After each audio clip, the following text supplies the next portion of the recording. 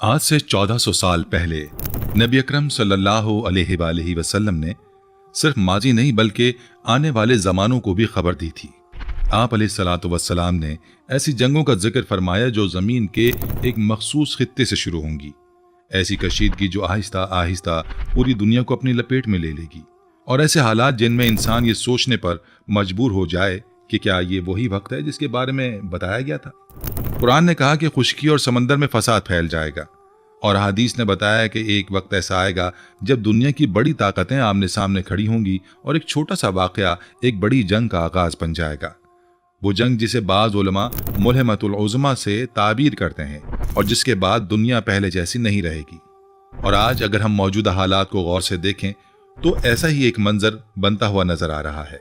एक ऐसा खित्ता, एक ऐसा समंदरी रास्ता जहां से दुनिया की मईशत की सांस चलती है और जहां एक छोटा सा फैसला पूरी दुनिया को हिला सकता है। स्ट्रेट ऑफ हार्मोन्स के इन पानियों में इस वक्त एक ऐसा खेल शुरू होने जा रहा है जिसके असरात सिर्फ एक मुल्क तक महदूद नहीं रहेंगे। तसव्वुर करें, जैसे ही किसी ईरानी बंदरगाह से एक तेल बरदार जहाज निकलता है और बैनुल अक़वामी पानियों की तरफ बढ़ता है, वो सिर्फ एक जहाज नहीं होता, वो पूरी आलमी मईशत का बोझ लेकर चल रहा होता है। उन जहाज़ों में सिर्फ ईरान के, चाइना के तेल बरदार जहाज, टैंकर नहीं होते, बल्कि दीगर ममालिक खासतौर पर भी शामिल होते हैं। यूनाइटेड स्टेट की बहरिया उन जहाज़ों को रोकने की अब अगर रास्ते में कोशिश करे तो ये सिर्फ एक रोकना नहीं होगा, ये एक चिंगारी होगी, क्योंकि जैसे ही किसी ईरानी टैंकर्स को रोका जाएगा हालात बिगड़ेंगे। ईरान की बहरिया और अमेरिका एक बार फिर आमने सामने खड़े होंगे। लेकिन कहानी यहाँ खत्म नहीं होती। असल खतरा तब पैदा होगा जब वही रोकथाम किसी ऐसे जहाज के साथ होगी जो चीन से जुड़ा होगा। याद रखें, चीन ईरान के तेल का सबसे बड़ा खरीदार है, और अगर उसके जहाज़ों को रोका गया तो चीन खामोश नहीं रहेगा। वो अपने जंगी जहाज भेजेगा अपने टैंकर्स की हिफाजत के लिए, और फिर एक तरफ अमेरिका होगा, दूसरी तरफ चीन, और दरमियान में ईरान। और इस तीन तरफा कशीदगी में एक गलत फैसला, एक गलत फायर, एक लम्हे की गलती दुनिया को एक ऐसी जंग में धकेल सकती है जिससे वापसी मुमकिन नहीं होगी।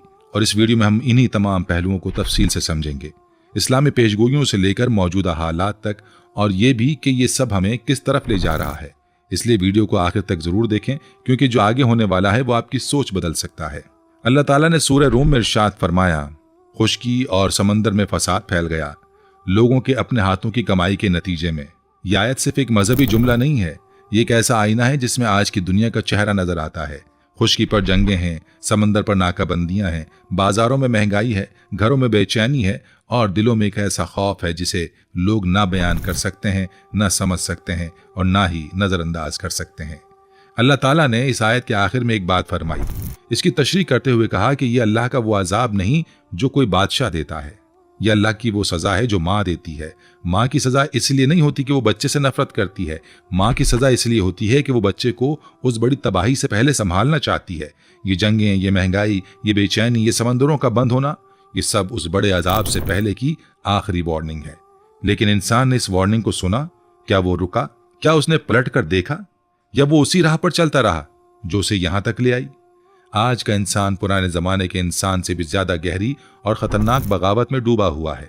पुराने जमाने के काफिर भी बुतों को पूजते थे, लेकिन अल्लाह का मुकम्मल इनकार नहीं करते थे। वो किसी न किसी तरह अल्लाह को राजी करना चाहते थे, चाहे गलत तरीके से ही सही। लेकिन आज का इंसान कहता है कि ना कोई खुदा है, ना कोई हिसाब है, ना कोई आखिरत है। मेरा जिस्म मेरी मर्जी, मेरा माल मेरी मर्जी, मेरी जिंदगी मेरी मर्जी। मौलाना रूम का वो शेर जो सदियों पहले लिखा गया था, लेकिन आज बिल्कुल सच लगता है। मेरा नफ्स भी फिरौन के नफ्स से कमतर नहीं। फर्क सिर्फ यह है कि फिरौन के पास फौज थी, मेरे पास नहीं। फिरौन ने कहा था मेरा मुल्क मेरी मर्जी, आज का इंसान कहता है मेरा ये 5 फुट का जिस्म मेरी मर्जी। बगावत उतनी ही बड़ी है, सिर्फ दायरा छोटा हो गया है।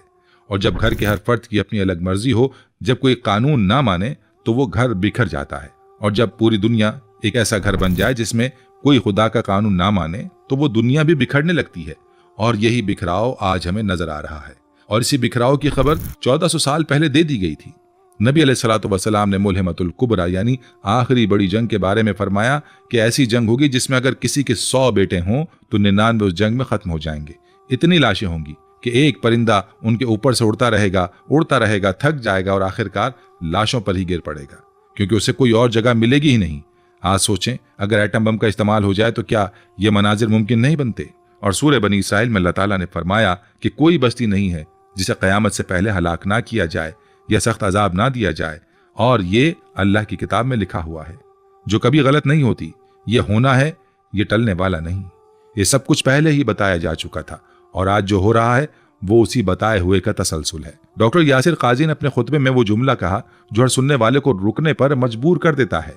उन्होंने कहा कि बिला किसी खौफ व खतर के कहना चाहता हूं कि हम पिछले 60 सालों में किसी भी वक्त से ज्यादा मुमकिन तीसरी आलमी जंग के करीब हैं, और अगर खुदा न खास्ता ऐसा हुआ तो जो दुनिया उसके बाद होगी वो उससे पहले वाली दुनिया से बिल्कुल नाकाबिल शनाख्त होगी। ये अल्फाज किसी सियासतदान के नहीं, किसी फौजी जर्नल के नहीं, ये एक इस्लामी आलिम के अल्फाज हैं जो कुरान और सुन्नत की रोशनी में हालात का जायजा ले रहे हैं। और जब आलिम ये कहे, जब साबिक अमरीकी फौजी जर्नल ये कहे, जब बाजार के माहिरीन ये कहें कि इस सूरत हाल का नतीजा सोचना भी नाकाबिल बर्दाश्त है, तो समझ लें कि बात महज तज्जिए की नहीं रही। बात उस मकाम तक पहुंच गई है जो पहले से तय था, जो लिखा जा चुका था, जो होना ही था। और उस मकाम तक पहुंचने की कहानी शुरू होती है 3 जुलाई 1988 के उस सुबह से, जो बज़ाहिर एक मामूल का दिन था। खलीज फारस के पानियों में सुबह के 10:24 पर ईरान की फ्लाइट 655 ने बंदर अब्बास से उड़ान भरी। 290 मुसाफिर सवार थे। ये दुबई जाने वाली एक आम कमर्शियल फ्लाइट थी। सिर्फ 28 मिनट का सफर। बिल्कुल उसी वक्त नीचे समंदर की सतह पर अमरीकी जंगी जहाज मौजूद था। उसके राडार ने उस मुसाफिर जहाज को ईरानी लड़ाका तैयारा समझ लिया।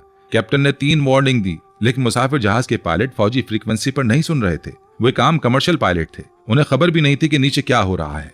और फिर वो लम्हा आया जो नहीं आना चाहिए था। 2 मिसाइल दागे गए।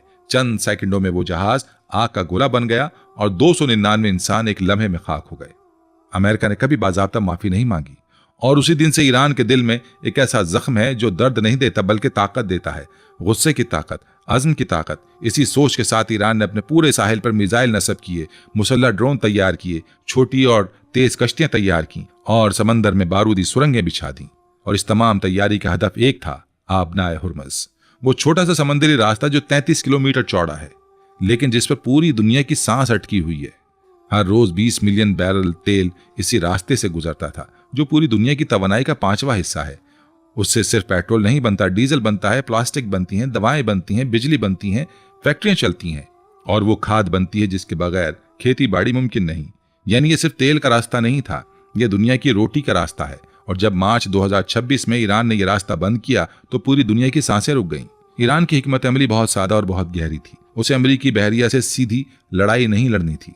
उसे सिर्फ इतना खौफ पैदा करना था कि जहाज खुद ही आना बंद कर दें।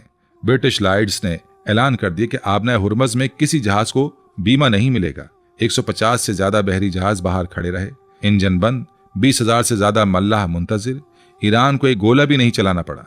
सिर्फ खौफ ने काम कर दिया, क्योंकि हर जंग में जीत उसकी नहीं होती जिसके पास सबसे बड़ी फौज हो। जीत उसकी होती है जो सामने वाले के दिल में सबसे ज्यादा खौफ पैदा कर दे। दुनिया भर ने देखा कि इस्लामाबाद के एक कमरे में 20 घंटे तक बातचीत हुई। एक तरफ अमेरिकी नायब सदर जेडी विंस, दूसरी तरफ ईरानी वजीर खारजा, दोनों एक मेज पर थे, लेकिन दोनों के दिलों में वही फासला था जो 20 घंटों में नहीं सिमटा। बातचीत टूट गई एक ही नुक्ते पर, ईरान का जौहरी प्रोग्राम। ट्रंप ने कहा कि हम वहां पहुंच ना सके, वो जौहरी हथियार चाहते हैं और वो ये नहीं पाएंगे। और फिर ट्रंप ने वो अल्फाज लिखे जिन्होंने पूरी दुनिया को झंझोड़ दिया।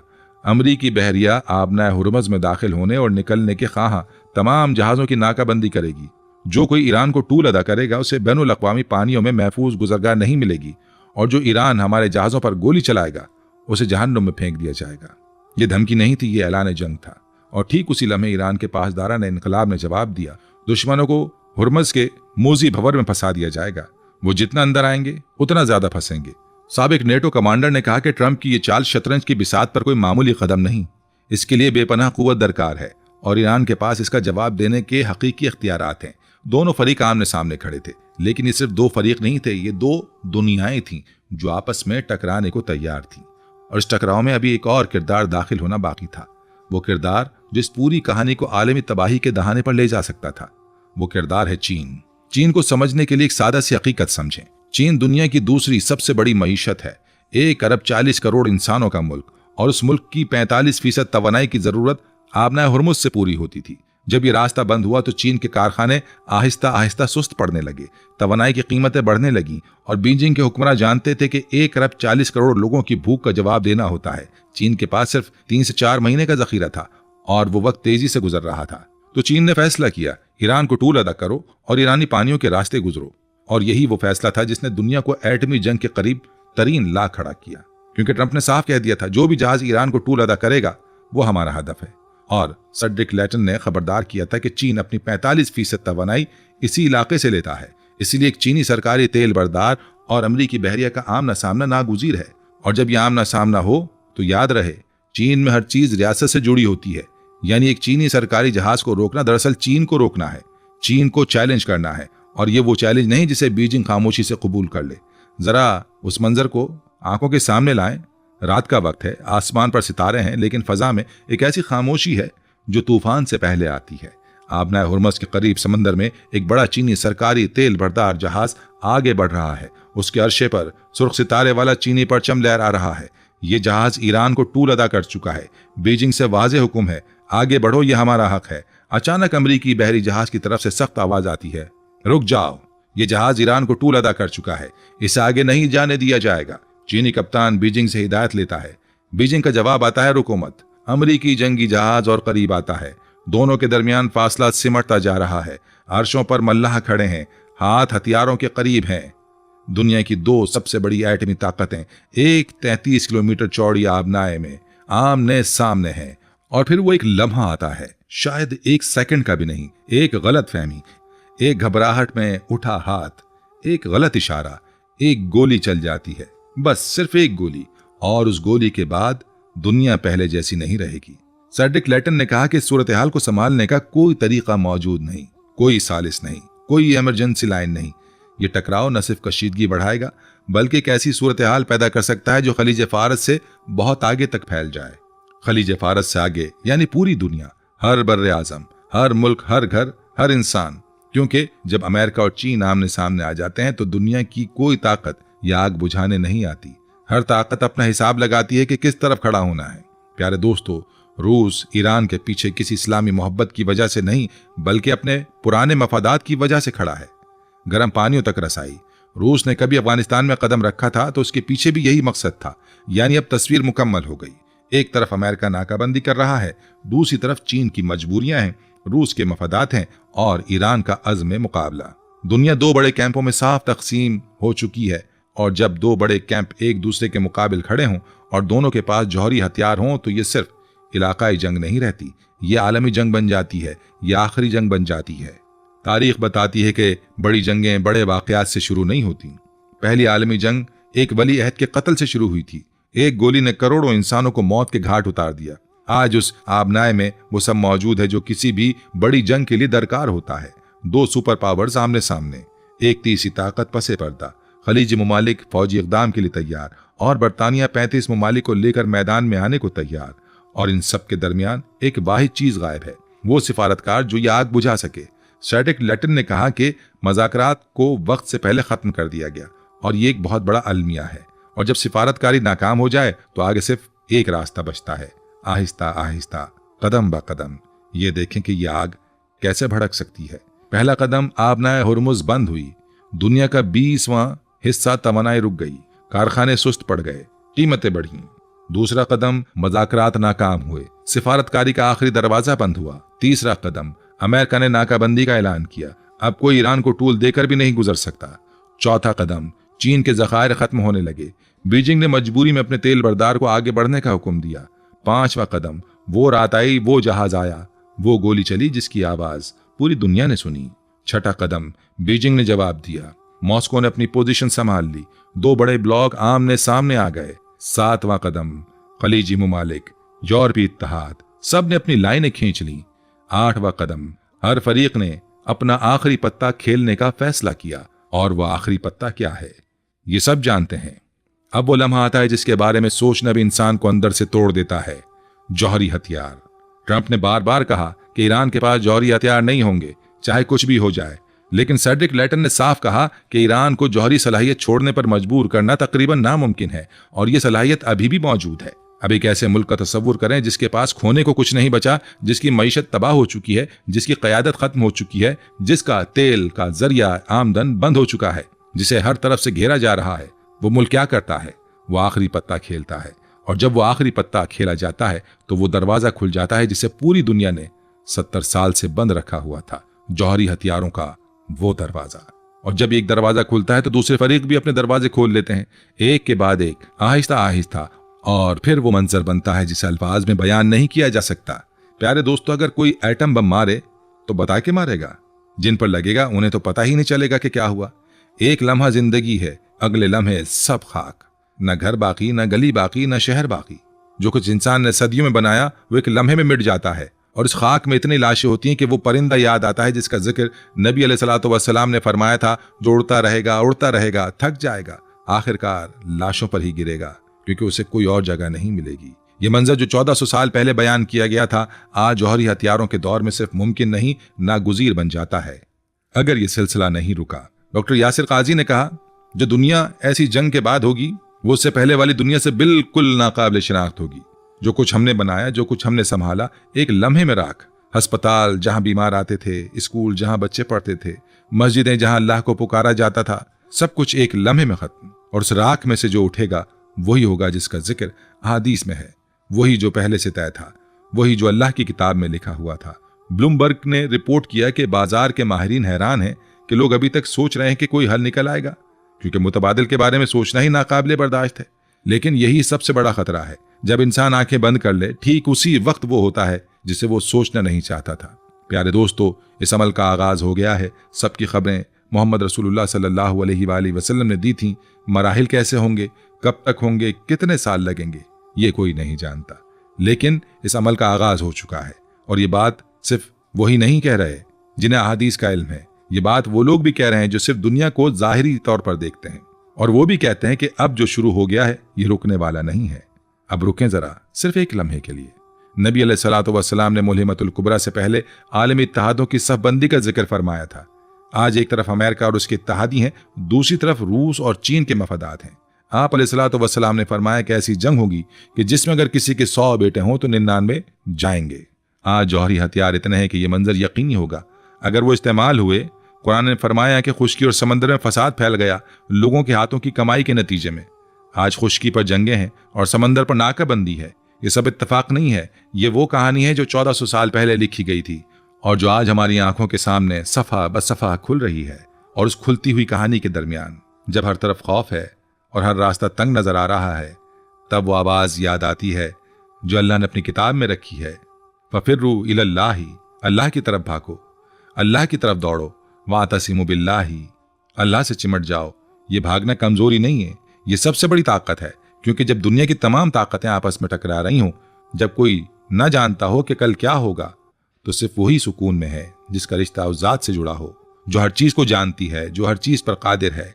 डॉक्टर यासिर काजी ने कहा कि फितने और आजमाइश के वक्त अपनी इबादत बढ़ाओ, ना उम्मीद ना हो, कमजोर ना पड़ो और अपने करीबी दायरे पर तवज्जो दो, अपना घर, अपना खानदान, अपने हमसाए, क्योंकि अल्लाह यही पूछेगा। और डॉक्टर इसरार का वो जुमला जो कानों में हमेशा गूंजता रहता है, आने वाला कल उन्हीं लोगों का है जो आज इन हालात में तौबा कर लें, बाकी सब उस दौर में मिट जाएंगे। आप नए हुरमस पर खड़े उन जहाजों की तरह जिनके इंजन बंद हैं, जो ना आगे जा सकते हैं ना पीछे, जो बस इंतजार में हैं। हम भी आज उसी मोड़ पर खड़े हैं, तारीख के उस मोड़ पर जहां से दो रास्ते निकलते हैं। एक रास्ता वो है जो अल्लाह ने बताया हुआ है, आज की दुनिया ने चुना हुआ है, और एक रास्ता वो है सूरह रूम की वो आयत जिससे ये सब शुरू हुआ था। आखिर का हिस्सा याद करें, लअल्लहुम यरजिऊन, शायद वो वापस आ जाएं। अल्लाह अभी भी मौका दे रहा है। ये बंद समंदरी रास्ते, ये टूटते मुज़ाकरात, ये टकराती बहरें, ये खौफ, ये बेचैनी, ये सब अल्लाह की वो आवाज़ है जो कह रही है, वापस आ जाओ, अभी वक्त है। उस बड़े अजाब के आने से पहले वापस आ जाओ, जिसके बाद वापसी का कोई मौका नहीं रहेगा। आगे क्या है ये अल्लाह के इल्म में है, लेकिन ये बात तय है जो पहले ही लिखा जा चुका था वो हो रहा है, और जो होना है वो होकर रहेगा। और उस वक्त सिर्फ एक सवाल बाकी रहता है, वो सवाल जो आपके जहन में रहना चाहिए, जो आपको रात को भी सोने ना दे, जो हर सुबह आपके साथ उठे। क्या ये वही वक्त है जिसके बारे में बताया गया था? अल्लाह हमें अपनी पनाह में रखे, हमारे दिलों को अपनी तरफ मोड़े और हमें उस बड़े अजाब से पहले अपनी तरफ वापस आने की तौफीक अता फरमाए। आमीन।